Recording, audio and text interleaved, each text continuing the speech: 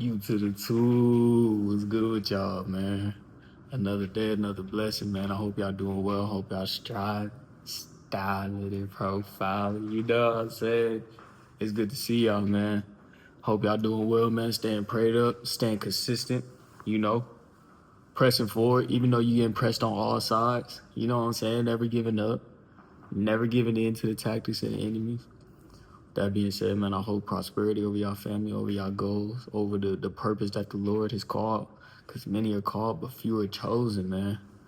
But today we're going to talk about comfort is not a limit, it's a habit.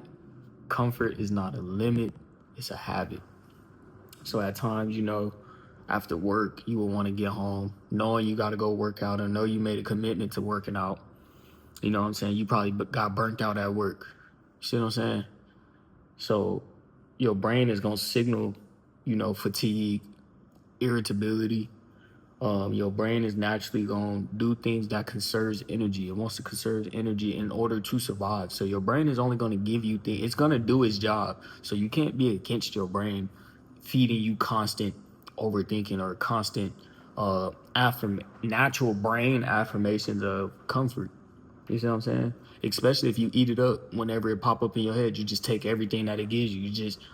When we have the ability to sit back and observe our thoughts. Oh dang, that's just my brain. That's just my brain doing its part. It's alive. Wow, I'm happy. My brain is working. You're gonna go from doing that to dang man, I got my own crib.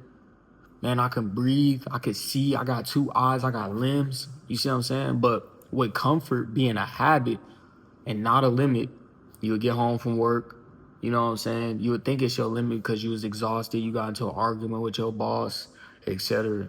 So I'm gonna take the day off. I don't feel like doing it. You know what I'm saying? Like maybe I'll just wait till tomorrow. I worked hard today anyway. Besides, I don't really like this job.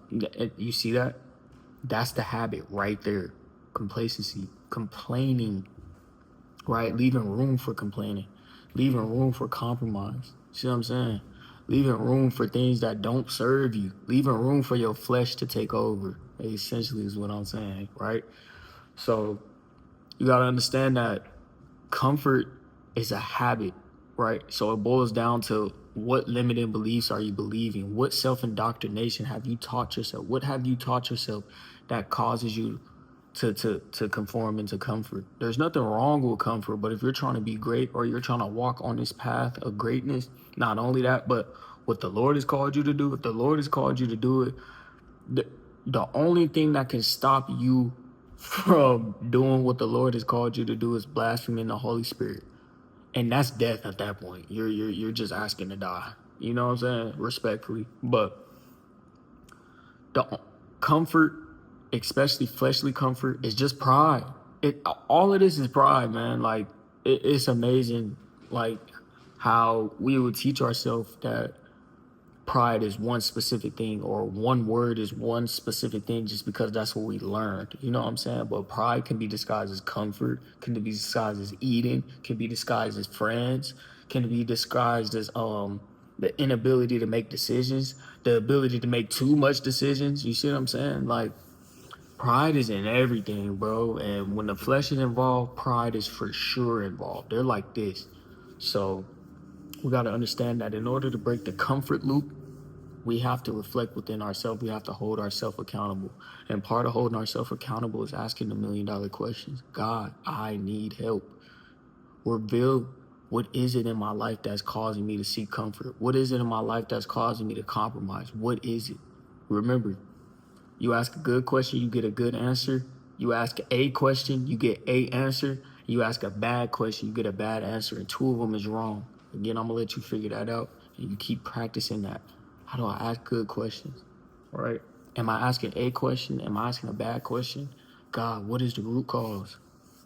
Continue to conversate with the Lord. Continue to build relationship. Continue to strive and style and profile. You know what I'm saying? And take care of the things you need to take care of.